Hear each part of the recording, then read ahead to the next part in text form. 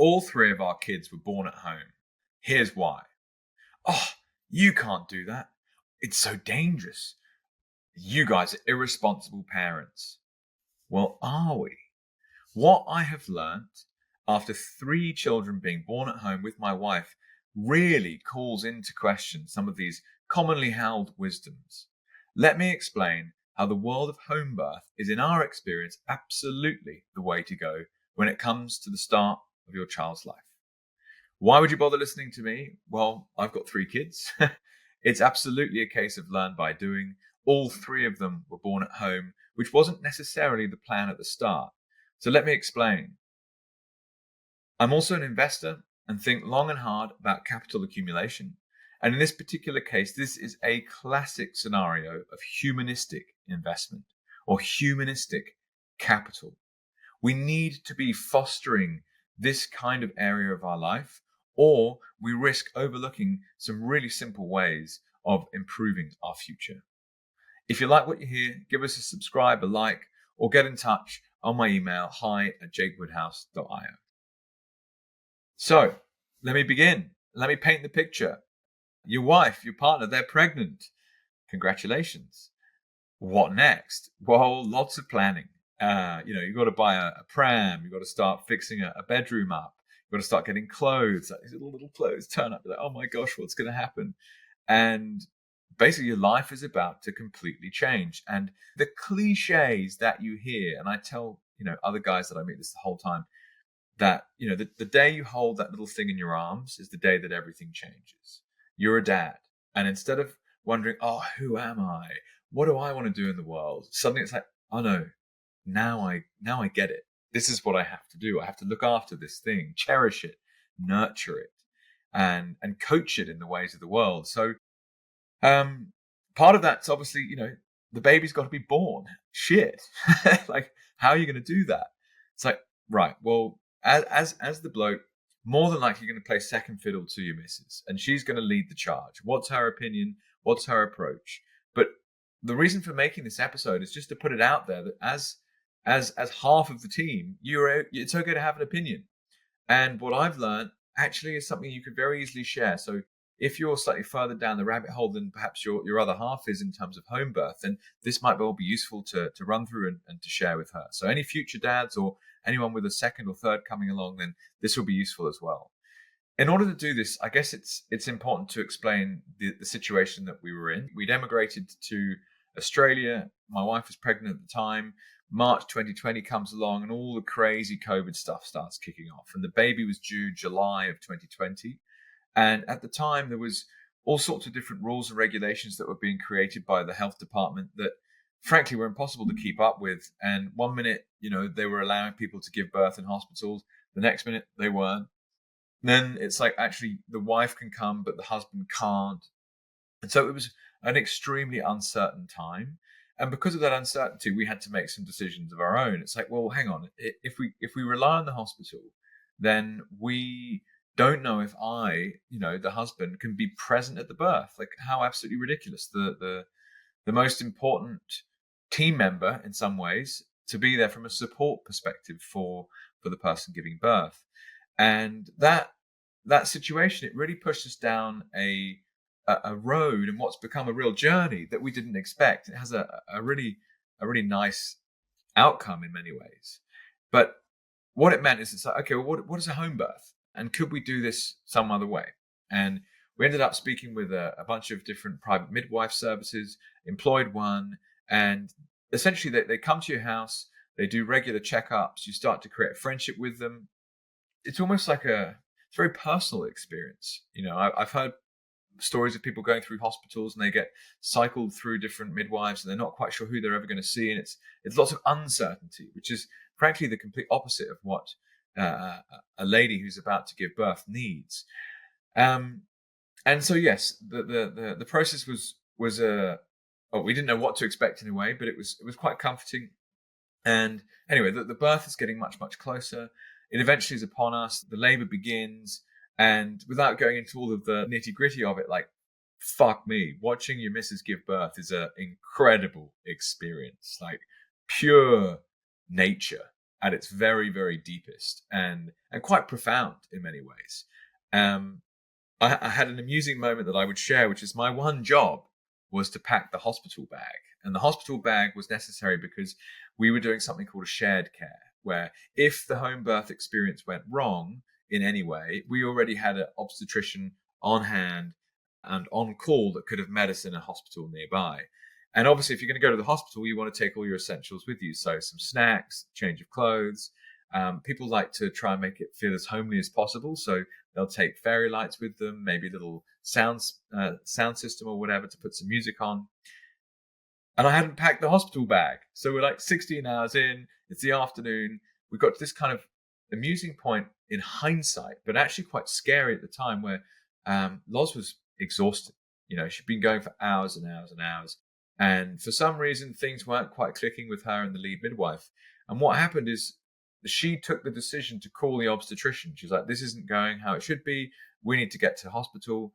And I was also in the room, and I was getting I wasn't anxious, but I was like, why isn't this happening? So I left the room, the lead midwife left the room, and I was like, well, shit, I've got to get the hospital bag. Where is it? I'm like running around trying to get all this stuff. Like, my one job, and I hadn't done it. And then it's like, oh, the dog hasn't been out. So I had to take the dog out to the street, and I'm stood there, and it's kind of slowly drizzling like Melbourne winter.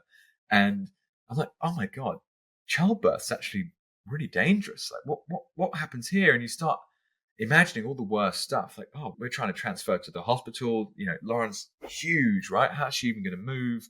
This is actually really serious. And I've been so hell bent on the idea of home birth, and so I was just quietly confident that she was just going to completely nail it.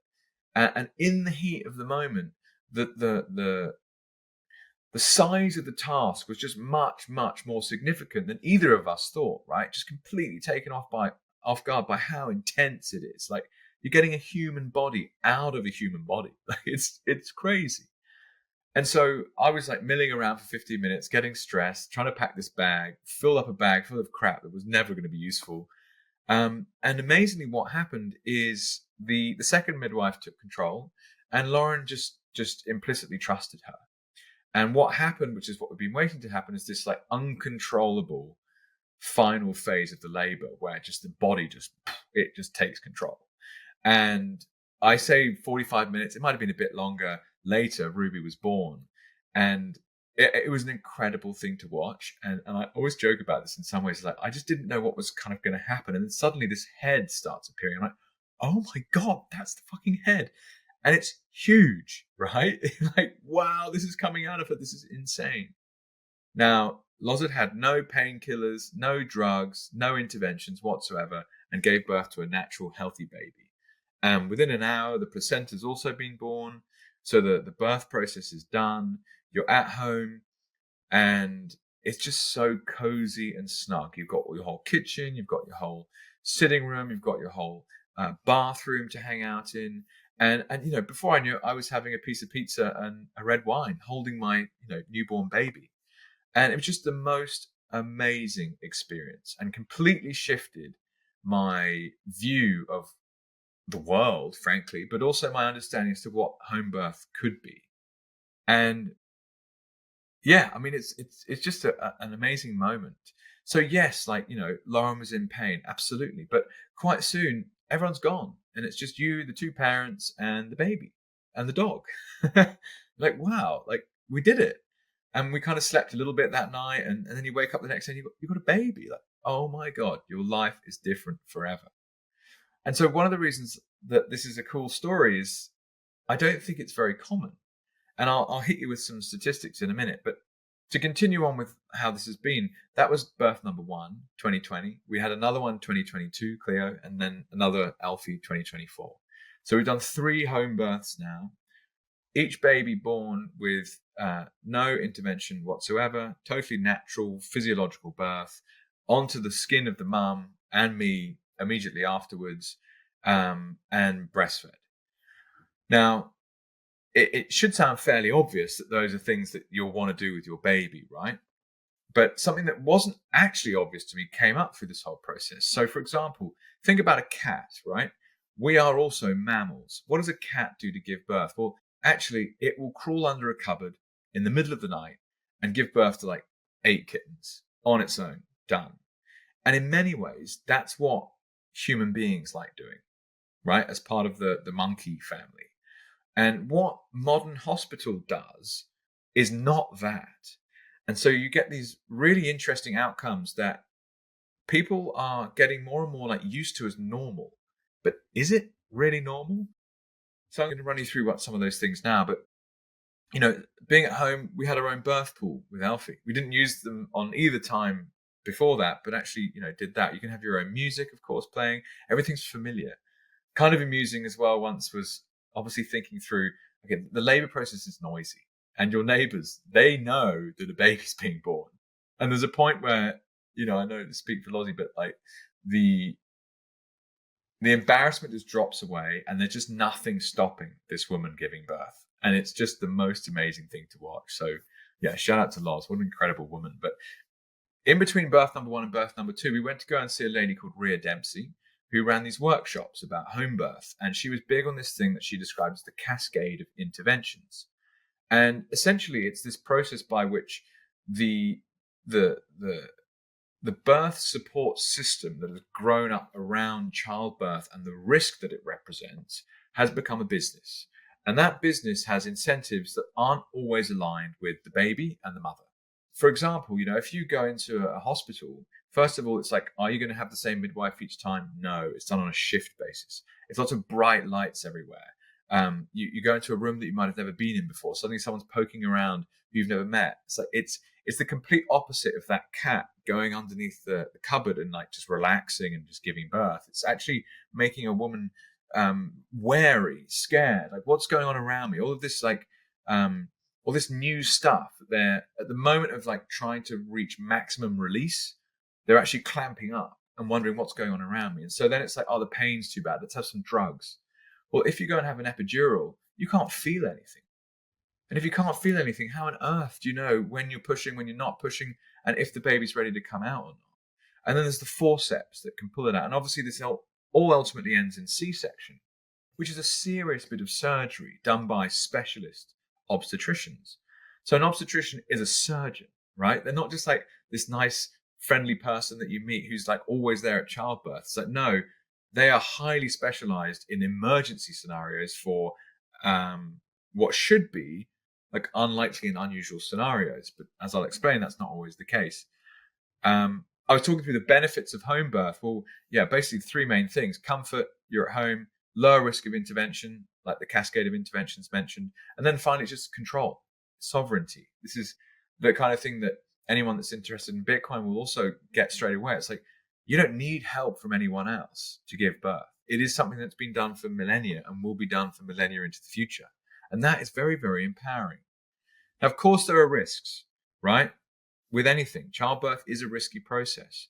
But what's interesting is that home birth is no less risky than hospital. It's less risky because there aren't all these interventions that can get involved. Now, most people will not know that fact, and the system itself will not actually represent that data. Again, we'll run through it in a second. The private midwives are there, right? They're highly specialized. Some of these ladies that we met were amazing. They've been doing midwifery for like 40 years. They've delivered thousands of babies. It's incredible. What a day job that is. Bloody hell.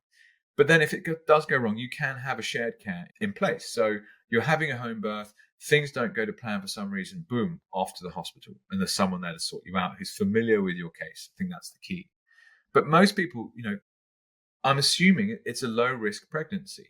And that's a fact that you can find out long before the due date of the baby.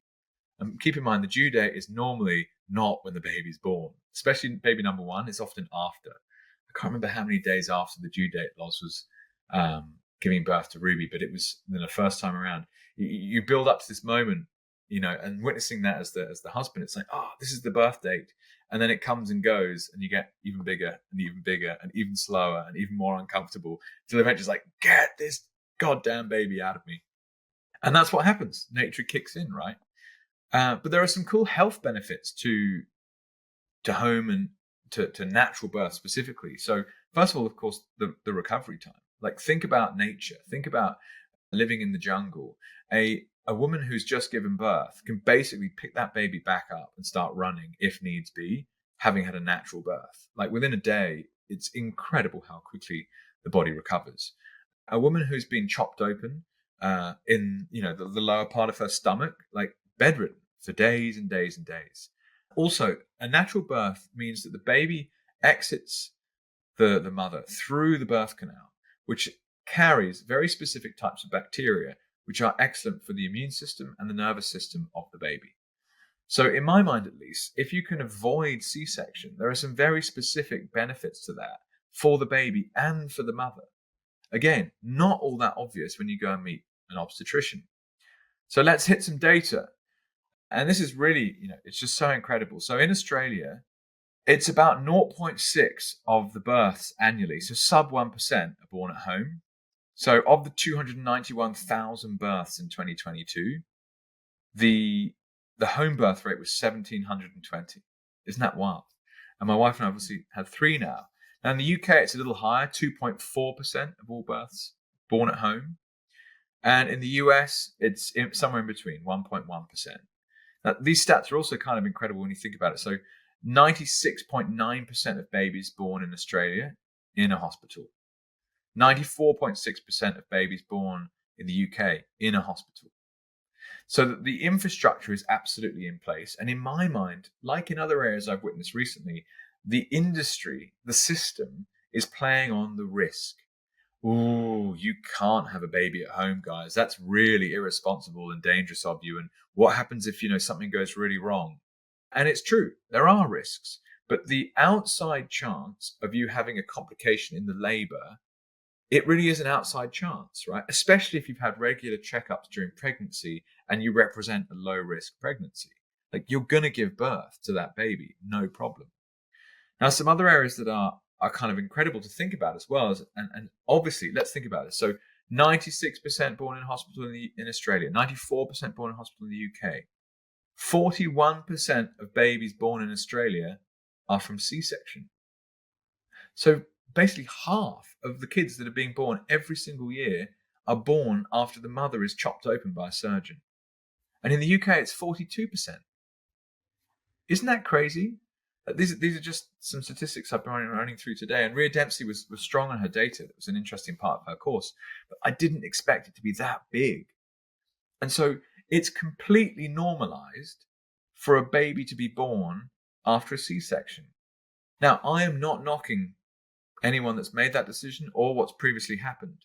But if you don't have to go down that path, then maybe that's a better option. And that's the point of being public about this process we've been through. And specifically that this idea of home birth being irresponsible or dangerous, which just isn't true, especially through the lens of the intervention.